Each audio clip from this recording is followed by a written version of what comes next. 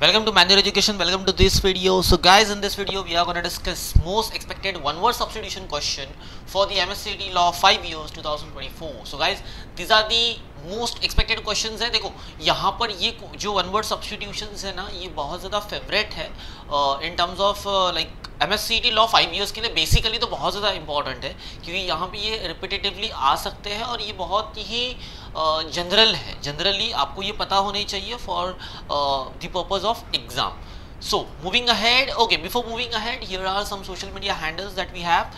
You can follow us on Instagram and also on the Facebook, and also you can join the Telegram and a WhatsApp group. Then guys, if you are new to the channel, just subscribe the channel, or else if you are an existing member or subscriber of the channel, just share this video and like the video. You can start your preparation with the self-study batch, or else you can buy the full course, or you can take the sectional course, and also you can buy mock test or the books and ebooks. For all this, you have to visit manualedu.com/lawentrance, and also you can call us or WhatsApp us on 8828581455. So moving to the question now. These are the questions on the one word substitution guys. First of all, plutocracy. Plutocracy का मतलब क्या होता है? Society that is ruled और controlled by people of a great wealth and income. Plutocracy का ध्यान रखना है. अगर प्लूटोक्रेसी को याद रखना है ना गाइस, तो ये प्लूटो को वेल्थ और इनकम से कनेक्ट कर लो. प्लूटो को वेल्थ और इनकम से कनेक्ट कर लो और याद रखो कि प्लूटोक्रेसी का मतलब क्या होता है. It is that part of society, or it is that society that is ruled or controlled by, dominant by whom? Great wealth and income. जिनके पास बहुत ज़्यादा इनकम एंड वेल्थ है, उनसे ये डोमिनेटेड रहती है, उनसे ये रूल्ड होती है. Oligarchy is what? A small group of people having a control of country और ऑर्गेनाइजेशन.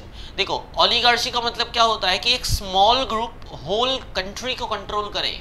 एक स्मॉल सोसाइटल ग्रुप हो सकता है, रिलीजियस ग्रुप हो सकता है, समवेयर उनका खुद का एक अलग कोई ऑर्गेनाइजेशन हो सकता है. So if that group is controlling whole country or dominating the whole country, then that is called as oligarchy. This is a type of society or type of economy, you can say. Now scabbard is a sheath. A sheath is a more generic term for a cover for a blade of a knife. sheath का मतलब होता है, पता है, हम लोग वो तलवार जिस कवर के अंदर डालते हैं उसको sheath बोला जाता है. और a sword. A scabbard is a sheath for blade of a sword or a dagger typically made of leather or the metal. अब शीयत जो होता है ना, वो जो कवर होता है उसको शीयत बोला जाता है, but in the other terms it is called as scabbard. Scabbard का मतलब क्या होता है? तो scabbard is made by leather and metal to cover that blade और अ स्वॉर्ड और a dagger. So this is a type of equipment, you can say. Now grief का मतलब क्या है? Natural emotional response. Natural emotional response जो होगा ना, it is a natural emotional response to loss of someone close. मतलब कोई अपना है, कोई रिलेटिव है जो बहुत ही आपके क्लोज है, अगर आप उसको लॉस करते हो, and after that what you feel, that first emotion is called as a grief. You can simply say here that first instant sadness, it is called as grief or depression, you can say, such as a family member or a friend. Now see guys, यहाँ पर sad and depression would be the contextual right contextual right synonym also. तो ये contextually समझने की भी कोशिश करो यहाँ पर कि grief जो है वो sadness से related है. तो अगर कहीं literal meaning नहीं मिलता है, then would be the possible कि contextual answer आपको देना होगा. So be aware of this. Now come to the consolation. Consolation is what? It is comfort received by a person after a loss or disappointment. Guys, एक तरीके से देखो, grief जो है उसके लिए consolation would be the antonym also. Consolation is what? It's the antonym for the grief also, because what happens is grief एक ऐसी moment है जहाँ पे आप uncomfortable होते हो because you lost someone, and you are sad because you lost someone to the person who is close to you. And in the next point on the consolation part, what is happening here, you are comfortable after losing also something, कुछ भी आपने loss किया हो, that after also you are comfortable. So that is called as consolation. Or that may be now the reason behind it is बहुत सारे reasons हो सकते हैं, but we are not getting into all that reasons. But simply do understand कि अगर कोई negative happening होती है, you are losing something, and after that you are comfortable with that loss, then it is called as consolation stage. Then manifesto. Guys, manifesto का मतलब क्या होता है? A written statement that publicly declares the views, motives or intentions of its issuer. Manifesto का मतलब क्या होता है कि अगर हम लोग पब्लिकली, मैनिफेस्टो जो होता है ना बेसिकली इलेक्शन के वक्त बहुत ज़्यादा इस वर्ड को यूज़ किया जा सकता है, इलेक्शन से बहुत ज़्यादा रिलेट होता है ये वर्ड।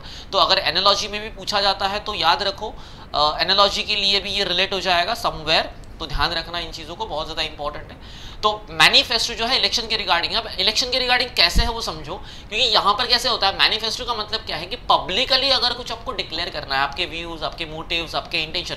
अब अपने व्यूज, मोटिव्स एंड इंटेंशन कौन करता है? पॉलिटिक्स, पॉलिटिकल लोग, है ना, ये नेता लोग ही आपको अपने व्यूज बताते हैं, फिर मोटिव्स बताते हैं, फिर इंटेंशंस बताते हैं, because they want their vote, they want your votes. तो वोट के लिए वो ये सारी चीजें करते हैं, and that is called as manifesto.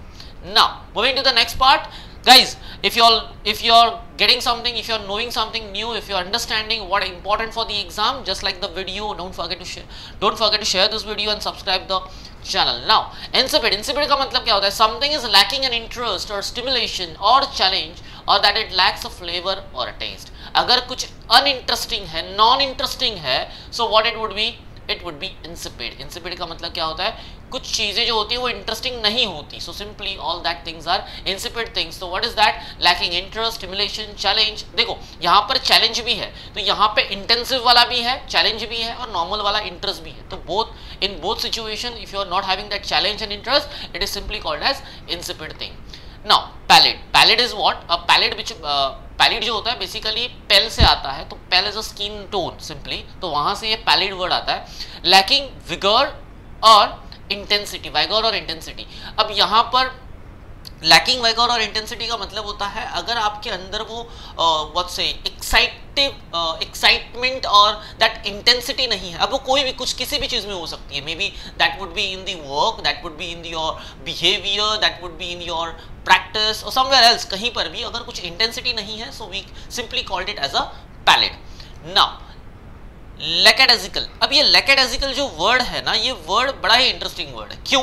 क्योंकि ये वर्ड जो है ना बहुत अलग अलग टाइप के एग्जाम्स में आता है, and specifically saying about the MSCET law 5 years, there is a most probability, बहुत ज़्यादा प्रोबेबिलिटी है कि क्वेश्चन आपको इस एग्जाम में मिले। Lacking enthusiasm and determination. Lacking enthusiasm का मतलब पैशन, इंटरेस्ट, नॉलेज, क्यूरियोसिटी, ये सारी चीज़ें ना होना, because enthusiasm is what is a combination of the all 4 type of qualities. So that is what कि एंथुसियाज्म ना होना और समथिंग डिटर्मिनेशन ना होना। डिटर्मिनेशन मतलब sticking to the something, like ये चीज मुझे करनी है, so I will do it simply. Now देखो यहाँ पर ओमिनस लिखा हुआ है, ओमनियस नहीं लिखा हुआ है, तो ओमनियस एंड ओमियस में डिफरेंस होता है। तो ओमिनस का मतलब क्या है? थ्रेटनिंग और फोरशैडोइंग एविल और ट्रैजिक डेवलपमेंट्स। मतलब क्या?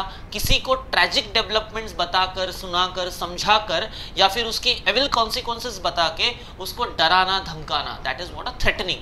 तो उसको क्या कहा जाता है? It's a ominous and it is a negative term. Okay, next stinginess. कंजूस लोग होते हैं ना, जिनको कुछ देना नहीं होता, तो उनका बिहेवियर क्या होता है? स्टिंजी बिहेवियर होता है। तो स्टिंजीनेस का मतलब क्या? कंजूस। जो कंजूस लोग, अभी हम लोग कैसे बोलते हैं, मतलब अगर कोई कंजूस है तो कंजूस लोग, राइट? तो वो अगर कंजूस लोग होते हैं, सो इट इज व्हाट कि is a state of being unwilling to give और स्पेंड मनी। लोगों को पैसा खर्चा करना पसंद नहीं है, कुछ दोस्त होते हैं, राइट? तो then it is what? It's a unwilling to give और spend money. So this are the some important one word substitution question, probability of what is की एग्जाम में आपको पूछे जाएंगे। You will see some of them और more of them in the exam. तो guys I will recommend you to read all these things, and also guys before going ahead there is a important thing is कि जितने भी word logy से and होते हैं guys, इनको ना अच्छा खासा रीड करके जाओ, क्योंकि स्टडी ऑफ समथिंग। अब ये जो स्टडी वाले जो पॉइंट्स है ना, ये वन वर्ड सब्स्टिट्यूशन में बहुत ज़्यादा पूछे जाते हैं। तो समवेयर एक हाथ क्वेश्चन आपको आ सकता है फ्रॉम दिस लॉजी पार्ट। ये एक रूट वर्ड भी है, तो स्टडी देयर, ये आपने स्टडी किया होगा आई होप। और ये रूट वर्ड से रिगार्डिंग बहुत ज़्यादा क्वेश्चंस आते हैं, तो बी फोकस्ड ऑन दिस। ये लॉजी के रिगार्डिंग थोड़ा सा ध्यान रखना। देन ऑल्सो पॉली, ठीक है, पॉली, मोनो, ये सब जो है ना इनके ऊपर बहुत ज़्यादा ध्यान रखो, क्योंकि यहाँ पे ये जो वर्ड्स है ना इनके मीनिंग्स निकालो, मतलब इनसे जो वर्ड्स बनते हैं ये तो रूट वर्ड्स है, ये तो सफिक्शियल रूट वर्ड्स है, प्रीफिक्शियल रूट वर्ड्स है, बट ऑन दैट बेसिस जो वर्ड बनते हैं ना उनके मीनिंग्स को समझो, वो रीड करके जाओ, at least at the last moment at least एक बार नजर घुमा के जाना, because this will help you in the exam somewhere, कहीं ना कहीं अगर एक आध क्वेश्चन मिलता है that will be bonus for you. So guys this much of the probable one word substitutions. And guys, if you want to join the crash course and if you want to start preparation with us, you can simply visit to our centers. If you are Mumbai based, you can simply visit to the Vasai, Dadar, Andheri, Thane, Borivali, or Pune is coming soon. And if you are not a Mumbai based, you can directly join the live classes and simply you can start your preparation with us. So this much of this video. I hope you like the video, and comment below if there is any doubt, if there is any question. Thank you for watching this video.